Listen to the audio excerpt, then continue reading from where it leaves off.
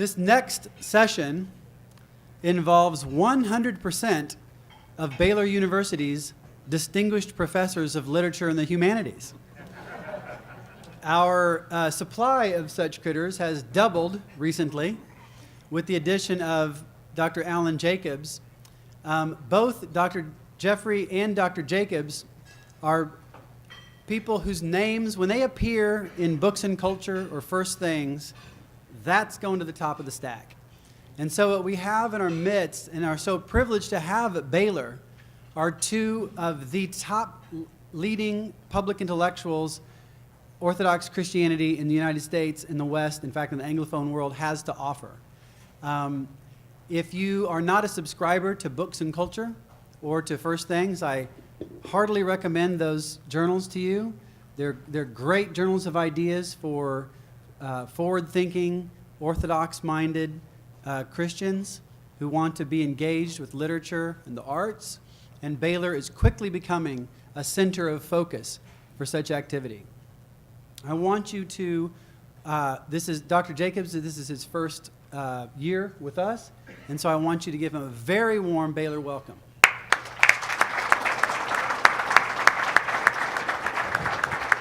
Thanks, Trent, and thanks everybody for coming out on this delightful Northern Illinois afternoon. I feel like I'm back in Wheaton again. So let's remind ourselves of where we are by taking a look at the dreaming spires of Baylor University. Oh, I'm sorry, it's a mistake there. I believe that is actually Oxford University. And those are the famous dreaming spires, or the second most famous dreaming spires, as seen from the University Church of St. Mary the Virgin, the church where John Henry Newman was rector in the 19th century.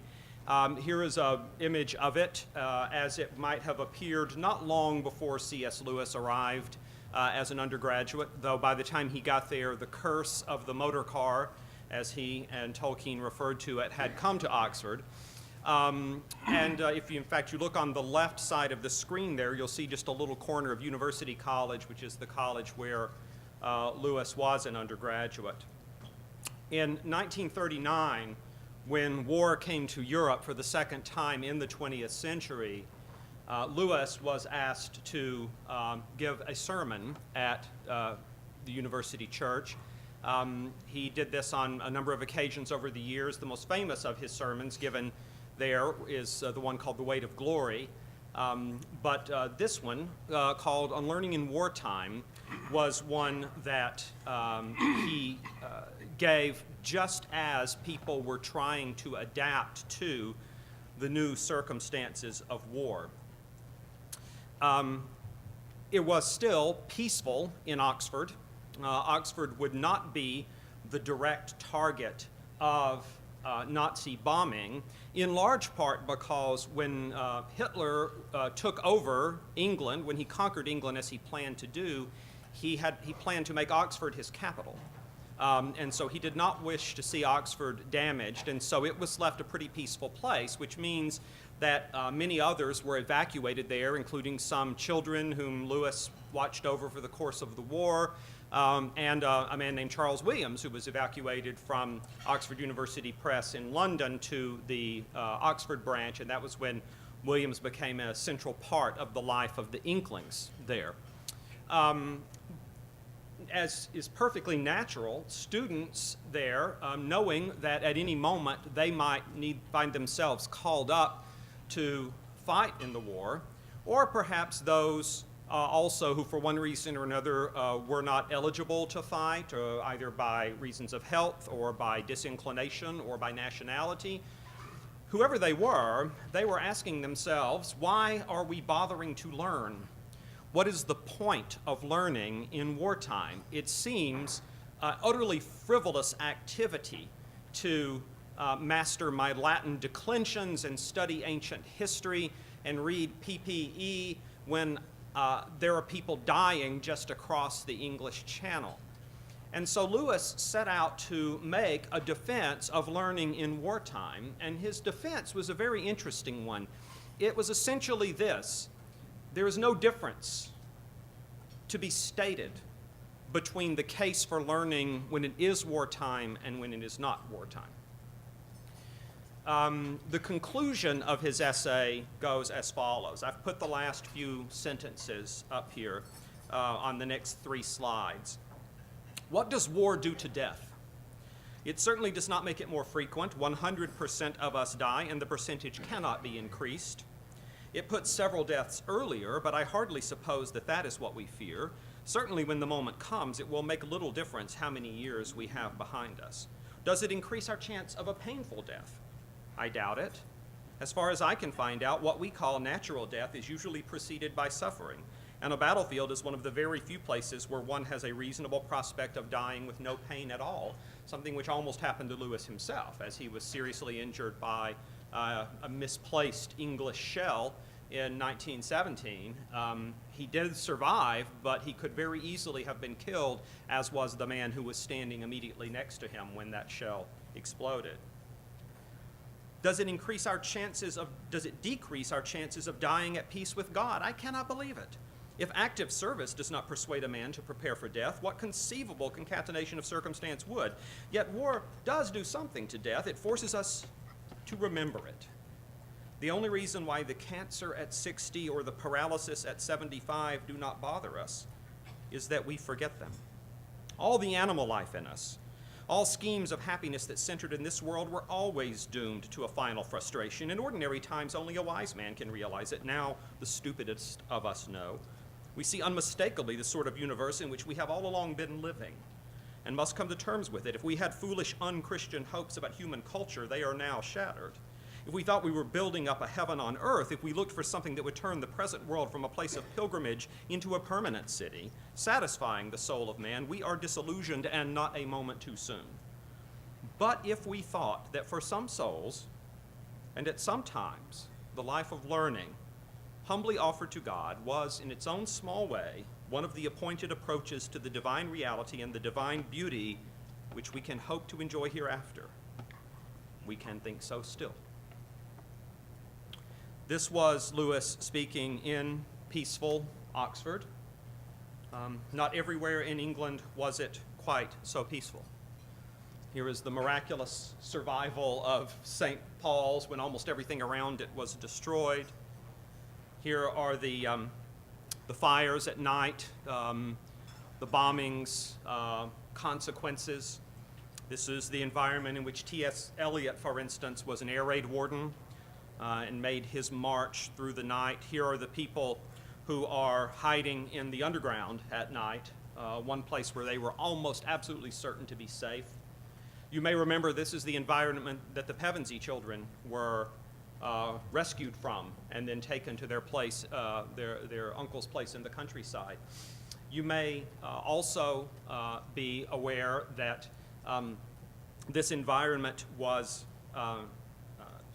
it seems to me to be the setting of the Screwtape Letters. The general suggestion of it is that it takes place in London. Of course, there were people who did still pursue learning in wartime.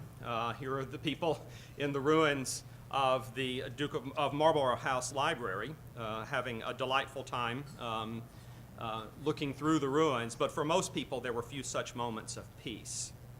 Screwtape reminds Wormwood of this situation. He says, in terms that are strikingly like those that Lewis himself used in learning in wartime, I must warn you not to hope too much from a war.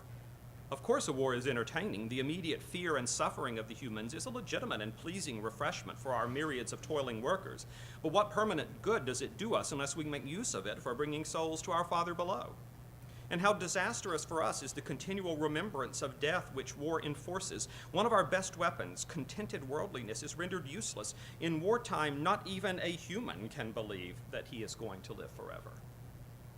And so the human becomes increasingly aware in time of war of something which is always and everywhere true, something which the war does not alter in the least, but which it brings to our attention, and that is that our paths are forking, that again and again and again we must make consequential choices.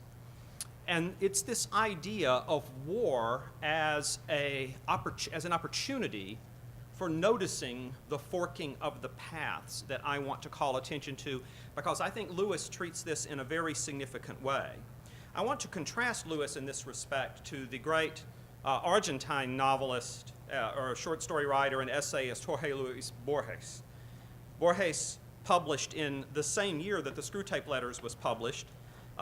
He published a beautiful little story called The Garden of Forking Paths, a story in which a man believes that another man has created both a book and a labyrinth, only to discover, as he speaks to a relative of this man, that the book and the labyrinth were one and the same.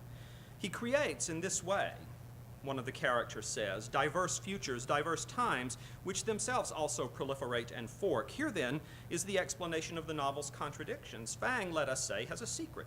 A stranger calls at his door. Fang resolves to kill him. Naturally, there are several possible outcomes. Fang can kill the intruder can kill Fang, they both can escape, they both can die, and so forth. In the work of Tsui Pen, all possible outcomes occur. Each one is the point of departure for other forkings. Sometimes the paths of this labyrinth converge. For example, you arrive at this house, but in one of the possible paths, you are my enemy. In another, my friend.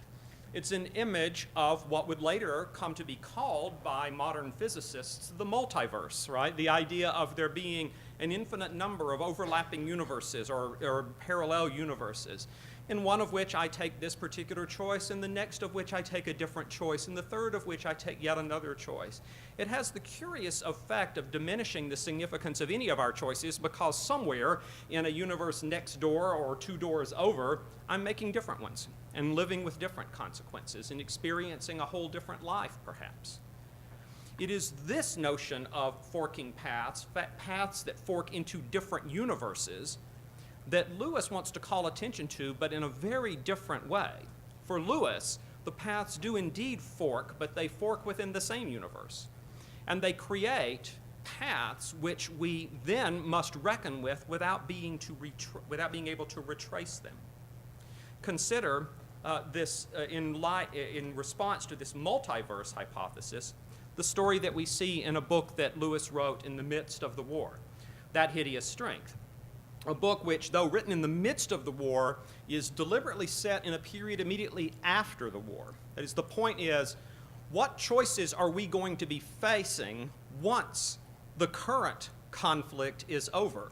Once the choices it demands are no longer in front of us, will there not be others that are perhaps equally momentous? And near the beginning of the story, Lewis sort of lifts up above his story and says, an observer placed at the right altitude above Edgestowe that night might have seen far to the south a moving spot on a main road, and later to the east, much nearer the silver thread of the wind and much more slowly moving, the smoke of a train.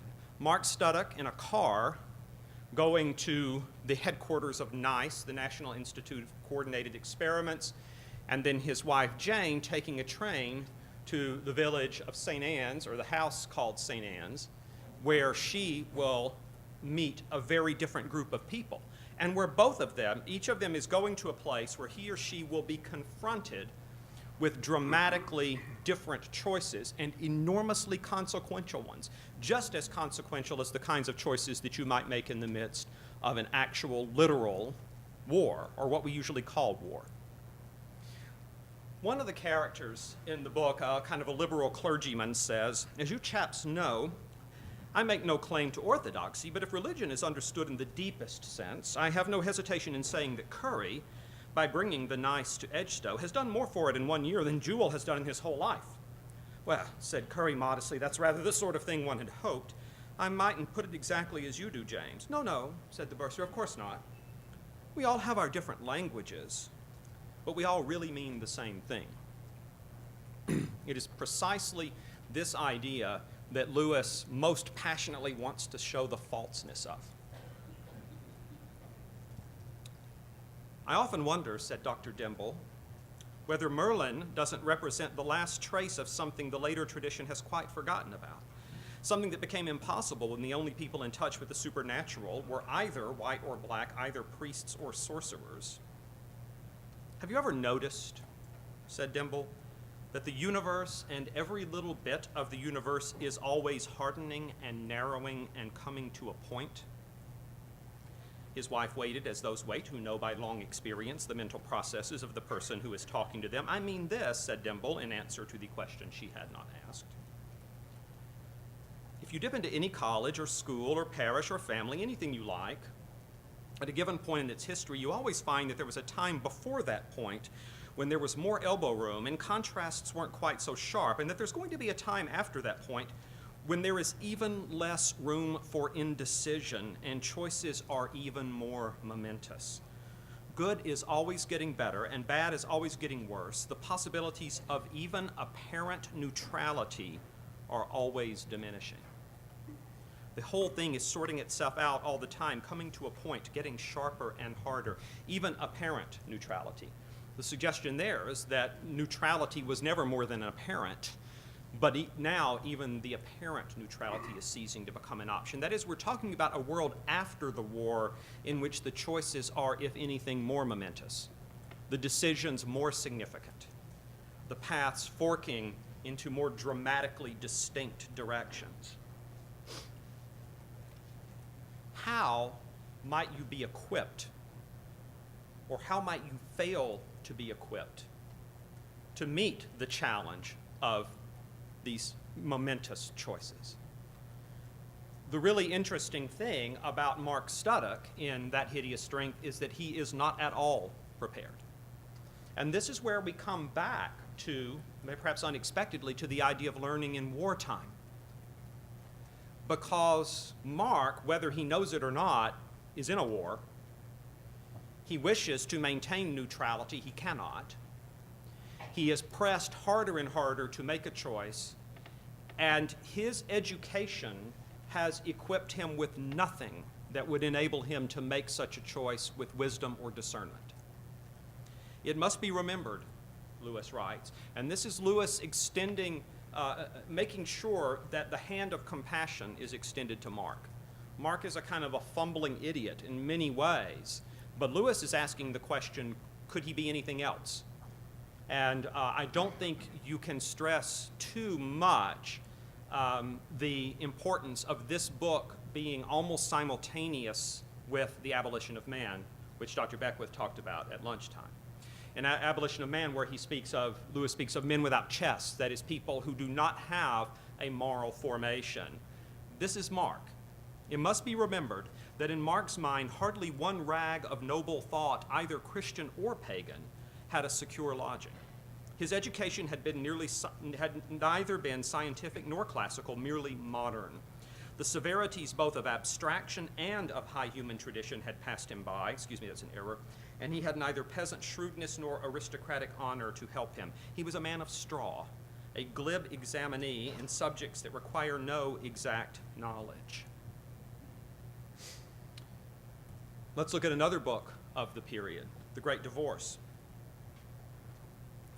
But in some sense or another, Lewis writes in his preface to the book, the attempt to make the marriage of heaven and hell, he quotes Blake, is perennial. The attempt is based on the belief that reality never presents us with an absolutely unavoidable either-or, that granted skill and patience, and above all, time enough, some way of embracing both alternatives can always be found, that mere development or adjustment or refinement will somehow turn evil into good without our being called on for a final and total rejection of anything we should like to retain. This belief I take to be a disastrous error. And it is in this belief that Mark Studdock was educated insofar as he was educated at all. That there's no need to make absolute and final choices, that somehow, with a degree of cleverness and glibness, you can navigate among the various alternatives, never really having to choose one, never really having to reject one, but instead just continually smoothing your path with the oil of your own cleverness. You cannot take all luggage with you on all journeys, as Lewis continues. On one journey, even your right hand and your right eye may be among the things you have to leave behind. We are not living in a world where all roads are radii of a circle and where all, if followed long enough, will therefore draw gradually nearer and finally meet in the center. Rather, in a world where every road, after a few miles, forks into two, and each of those into two again, and at each fork you must make a decision. Yes, the garden of forking paths, but not paths that create more and more and more possibilities. Rather, what's happening is that every choice, at every fork, you choose one and you close off another one. This is what the economists call opportunity costs, right? That is, you cannot maintain the opportunity for one while choosing the other. At every fork, your decision becomes more decisive. It is still either or. If we insist on keeping hell or even earth, we shall not see heaven. If we accept heaven, we shall not be able to retain even the smallest and most intimate souvenirs of hell. In hell, or what Lewis says, you are essentially in hell if you are trying to make choices in a certain way. Our narrator in The Great Divorce is told by someone who knows about this gray city. They've been moving on, getting further apart. They're so far off by now that they could never think of coming to the bus stop at all, astronomical distances. There's a bit of rising ground near where I live, and a chap has a telescope. You can see the lights of the inhabited houses where those old ones live millions of miles away. Millions of miles from us and from one another. Every now and then they move further still. That's one of the disappointments. I thought you'd meet interesting historical characters, but you don't. They're too far away. They've taken decisions which have isolated them more and more completely. Their love of their own autonomy has taken them completely out of contact with other human beings who might interfere with that autonomy. Now, let's contrast that image to an image from the last battle.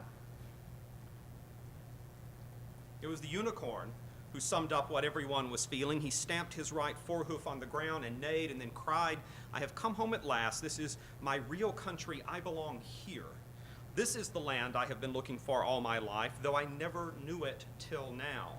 The reason why we love the old Narnia is that it sometimes looked a little like this. I'm thinking this is actually relevant to the question we were debating in the previous session about cryptic statements.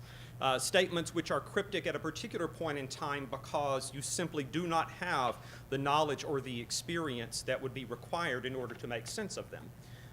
That was the point of my question, right? Is that are there some situations that you're in where you cannot be communicated with except in a cryptic way because you lack the empirical or the cognitive equipment to be able to understand what is being said to you? Now it's starting to make sense. Come further up, come further in.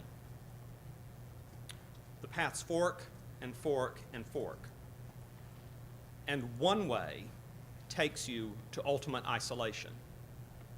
The other way takes you to the ultimate in community, in personal and interpersonal wholeness, communion and fellowship with God and with one another. These are the forking paths that Lewis is interested in describing.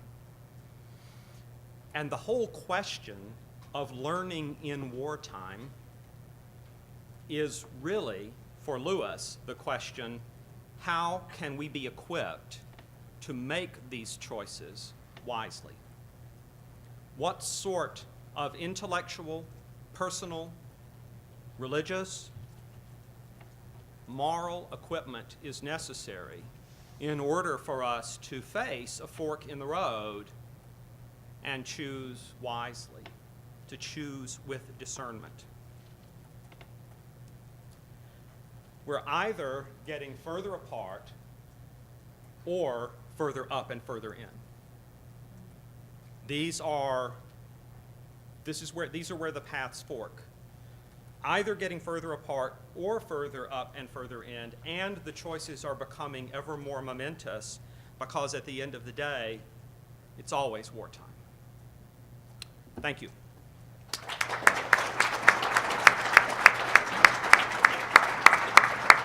Otherwise, we'll just let them go till 10 to the hour and sit in on their conversation, and then you're welcome to come up during the break and follow up.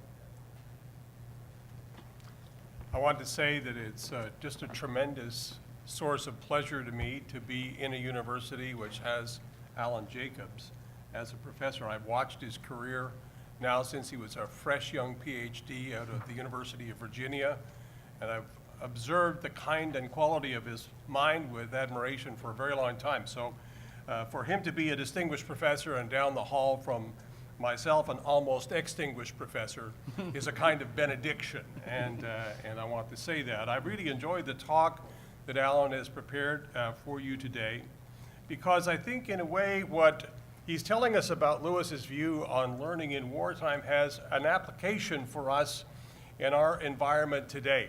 I want to stress two kinds of application. The first has to do with the quality of the Christian life at any time and any place, which he was getting at. I think of a statement attributed to St. Augustine, who was at the time the Vandals were besieging Hippo.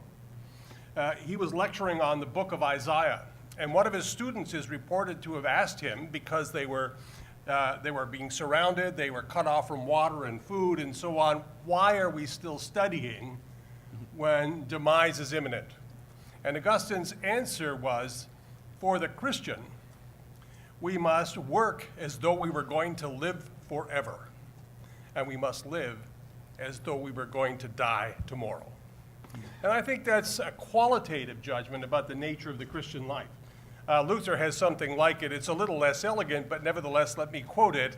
He was asked one time that if he knew for sure that the Lord was returning that night, what would he do? And he said, I would go out and plant a tree.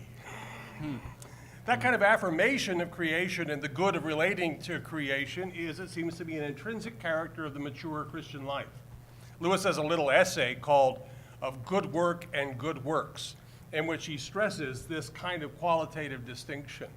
And what he wants to say is, what we ought to be doing when we're confronted by what appear to be urgent matters is not torquing up our speed, not, pumping out good works necessarily, but by making that work which we're called to do as good as we can make it. He was speaking to artists in that case, and the essay was first published in the Catholic Arts Quarterly in about 1959, I think, and it's reprinted in some of his essays. But the principle is a consistent one in Lewis, and I think it ties Lewis as a mature Christian back to these figures in the past. And it tells us, therefore, something about a qualitative approach to the Christian life, which is not going to be knocked off its pins by what appears to be a public urgency or crisis. So that's the first point, and these things jump into mind because of learning in wartime as an essay. The second point I want to make is that Lewis is one of those people you read, like any really worthwhile author, who forces you to rethink your own time. Not to sort of get a perspective on what it was like to be in the time of your father while London was being bombed, but rather to think about America now, Baylor now, education in America now. And the question that comes to my mind is, are we at war? And so let me venture a few speculative judgments about this, opinions. What some of our colleagues call the culture war, C.S. Lewis seems to have thought was more or less lost by the 1960s. That is, he thought that there was very little likelihood that Christians were going to turn the mainstream of culture around. And so what he thought we ought to do was something else. And he wasn't being a defeatist any more than Tolkien was at the very end of The Lord of the Rings. That's not defeatism. It's rather a realistic resignation to the obligation to bear witness even when you don't know what the outcome is going to be, and especially when you don't know what the political outcome is going to be. And so what I would say summarizes Lewis's view on this, and it ties so nicely into what Dr. Jacobs was doing, is he says, if I can put it in biblical language, we ought to be giving ourselves to strengthen what remains. That's in the immediate context of our vocation. And for him, that means education. So here's the point where I think it touches on what most of us have to do with. For Lewis, it was a remarkably prescient philosopher of education. I think you'd agree with that. I mean, he saw quite clearly where we were going, and that's what's going on in the abolition of man as well. But he has several ways of describing who we are now. Bulverism is one of them. And what bulverism is for Lewis, and he has an essay on this, it means That's Jeffrey, the Scots-Canadian talking, and you can expect him to have prejudices. And so you dismiss any rational argument I'm going to make because you know ahead of time what those prejudices are going to be, right? We do a lot of that in America. We say things like this: I'm an atheist, and you are intellectually challenged. We say things like, I'm a liberal, and you're obviously morally challenged. We say things like that, and people who say them want thereby to dismiss the space for rational argument.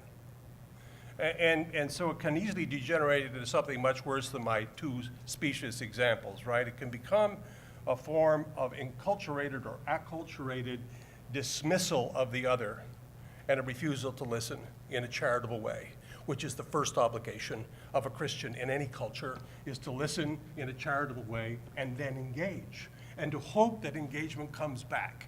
So for Lewis, what education needed to do is to get over those kinds of things. Leveling, he talks about this in Screwtape Letters. There's just a wonderful passage, which I hope you'll permit me to read just a few lines of, about the purpose of education. And he says this, he says, schoolmasters in our time are fighting hard in defense of education against vocational training.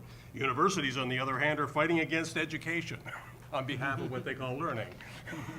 Plus ça change, plus que la même chose, trust us, right? He says, if education is beaten by training, civilization dies. That's a very strong view. And you know, from the adversary's point of view, Lewis didn't think we were in a battle. He thought there was a real adversary. His name is Satanas. You know, that's the adversary, and the Christian is in a battle unavoidably as long as the adversary is not permanently, finally, forever defeated on the last day. So there's no escaping the battle. And for Lewis, as an educator, as a professor, as a person who thought that the benefit of Christian education ought to be available to as many people as possible, and who had the will to work to get it, that's the battleground that was most evident to him.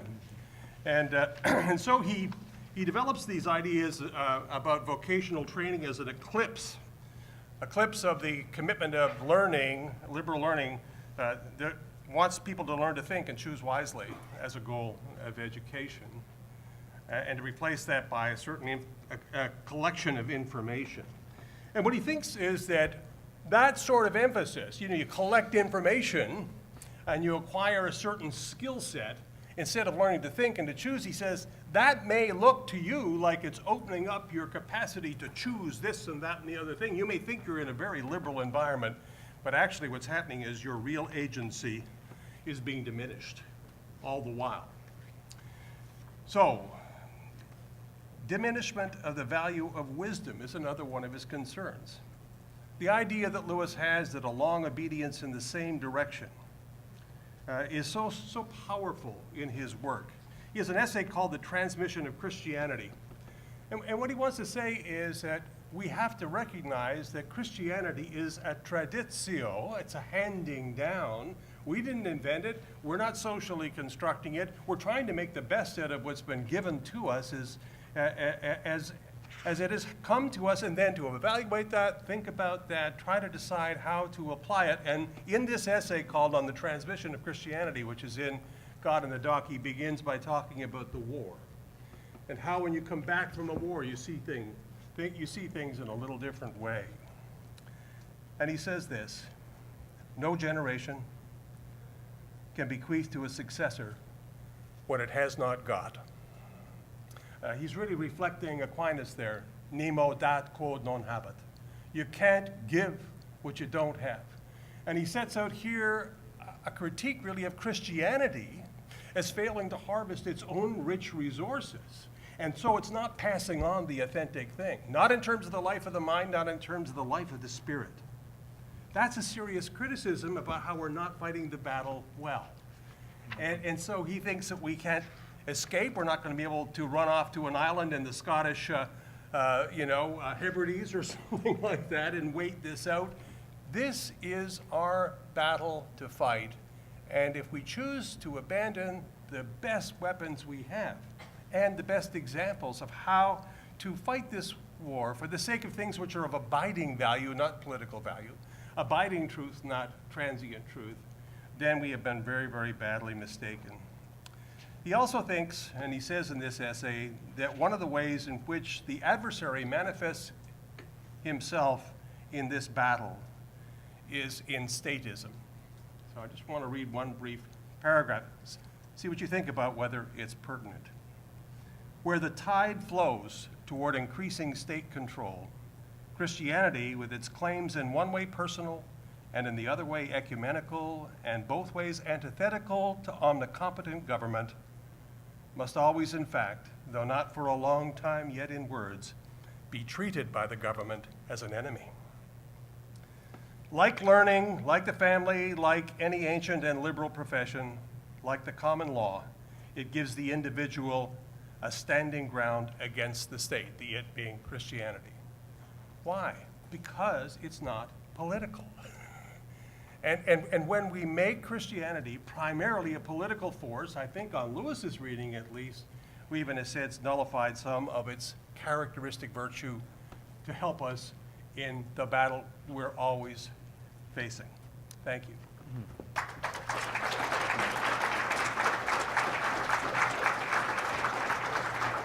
How are we doing? Okay, we've got a few minutes then, so questions, comments, catcalls from the audience? We're here for you. Ralph, Professor Wood. How are these crucial life consequential decisions made for Lewis? Are they made in solitude of the individual's own interiority? Right.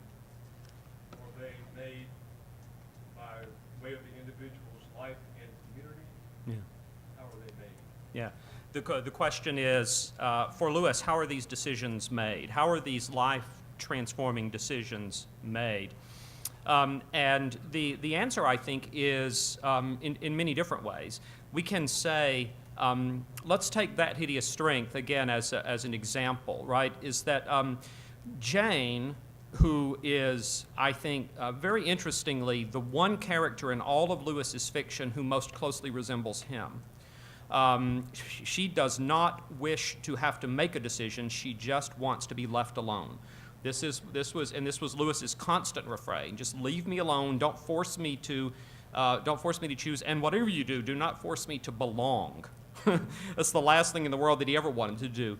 Jane is actually enabled to make decisions by even a brief period of formation within a strong and healthy community of like-minded people. And these people are shaped and formed by mutual service. And because their model is of mutual service, she imbibes enough of that to be able to make the decisions that she needs to make, even though her choices up until that point have been woefully, her education up until that point has been woefully inadequate. Her husband, Mark, is actually in even worse situation. Like Jane, he has no history, no formal education, no training within the family or within the church that would help him, and he is not in a supportive, nurturing, healthy community. Instead, he's completely isolated from other people. He's cut off. All that he has going for him maybe are two things. First of all, the one brief example of a man, Bill Hengist, a chemist, who resists the powers of Nice and pays for it with his life. He hasn't seen what happened to Hengist, but he did see him resist. He did see him say no. And then there was simply the fact that evil overstepped itself. Evil overstepped itself, and he saw it for what it was. It failed to disguise itself well enough, and he saw it for what it was. What both of these situations, both Jane and Mark, suggest is that even people who have almost no healthy and proper formation within a functioning tradition can nevertheless be the recipients of extraordinary grace.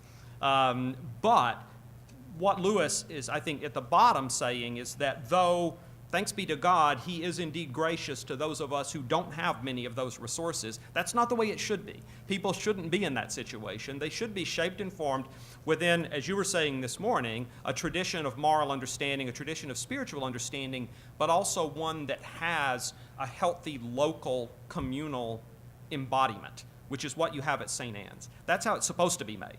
That's ideally how it happens, but of course it often doesn't. Quick follow-up. Yes. Then how can bad decisions be reversed? You were saying we're all on these two trajectories taking us ever further apart. Can one do an about-face, which is to say, can one be converted? I think that's. I think there's a word for that. Metanoia, I think, is is a word for that, right? I mean, there is forgiveness, there is repentance, and there is forgiveness, which of course we are all desperately need because we all make the wrong choices.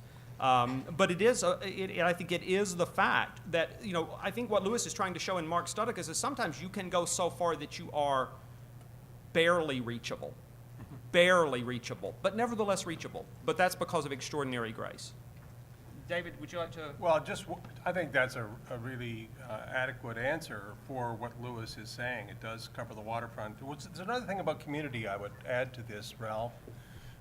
Lewis's notion of community is one which is more liberal than is the case for many of us who are academics. In that novel, that Hideous Strength, one of the most crucial people is a minor player, Mrs. Dimble. Mrs. Dimble is enormously instrumental to what's going on in Jane. Right. And without Mrs. Dimble, this is your classic little old lady in tennis shoes, maybe it doesn't happen for Jane. It's sort of like in the Narnia books, if you don't have those little beavers and people like that, Mrs. Beaver, maybe it doesn't come off in quite the same way. Lewis has an appreciation for that, which I think is magnificent, and it's an antidote to what may be for some of us a narrower construal of community sometimes. Is that Professor Moore back there? Yes, it is. Alan, part of what enables Mark to recognize that evil has overstepped itself is by his own conversion to or turning to what he calls the normal. Right. I mean, 70 years since the publication of that book and the world that we're living in now, are we increasingly losing the possibility of being able to identify a normal by way of some kind of recognition of evil might overstepping itself?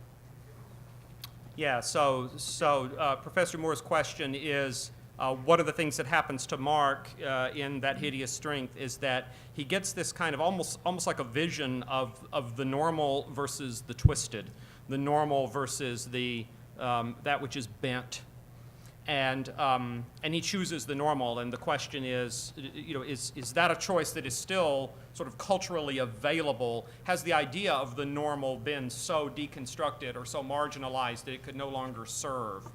I mean, that's a great question. I'm inclined to say no, in part because I would share with.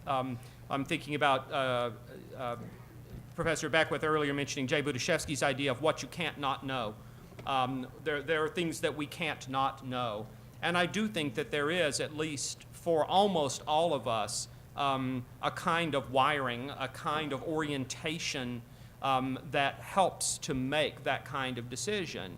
And I think Lewis wants to present Mark Studicus as someone who is about as uninstructed in these matters as it's possible to be. But he does have one tiny little bit of knowledge about Jesus that seems to help. But that's about all he's got. So, I want to exercise the prerogative of the chair to ask a final closing question, one that focuses things very narrowly and locally. What is going on at Baylor to forward these strategies we find in Lewis? I've only been here about 3 months. I don't know anything, so. Oh, wasn't that slick? You came here for a reason. I did. I'm going to let him answer first. What I think is going on at Baylor is a recognition that you cannot create a meaningful form of discipleship, a meaningful form of life which can be called Christian, except by pooling the resources of those who are disposed to learn and to teach and to give their lives to that so that the entire community can benefit from that. Baylor has an idea of its role historically, which is, I think, really interesting. It would have been at one time put in this way: this is the largest Baptist university in the world. It's a kind of guardian of Baptist culture. But one of the things that's true of Baylor now, and that maybe wasn't so true even in our recent past, is that we now think of ourselves as having a greater responsibility. We have a responsibility to Christian culture more broadly conceived, and not just Christian culture in the state of Texas or even in the United States, but in the world. So one of the things that we've been doing is we've been bringing in faculty and students from a much wider range of backgrounds. We've been engaging churches from a wider range of denominations. We've been thinking about what Don Schmeldekoff, my predecessor in the provost's office, called big tent orthodoxy as the kind of model that makes most sense for the relationship of the gospel to the world. And we haven't imagined that the university solves all the problems. It surely can't. But we have imagined that the university has particular resources which can be given to the church and given to those disposed to receive it. Whether they receive it as a student who in one class gets some kind of an insight into the kind of thing that Alan was attributing to Mark Studdick, this little bit of knowledge, or whether it's a formation which more broadly helps them to really think like a Christian. That is, to think in the terms of the qualitative, to put it in Lewis's terms, rather than the merely quantitative, to think less in terms of saving the culture than to be found faithful when the Lord makes his judgment. That's what I'd say is happening. I can't say anything that good, I don't think, but I will say this. Trent, so why'd you come here, right? I believe that the resources, the deep, rich resources of the broad tradition of Christianity, East and West, for 2,000 years, I believe that those resources do not foreclose intellectual possibilities, but enable intellectual possibilities. I came to Baylor because I think people here believe that too. And that this is a place in which people are, I think, generally saying to me, and I think to others, you want to take advantage of the richness of that tradition in order to pursue serious intellectual inquiry and take major intellectual risks. Let's go for it.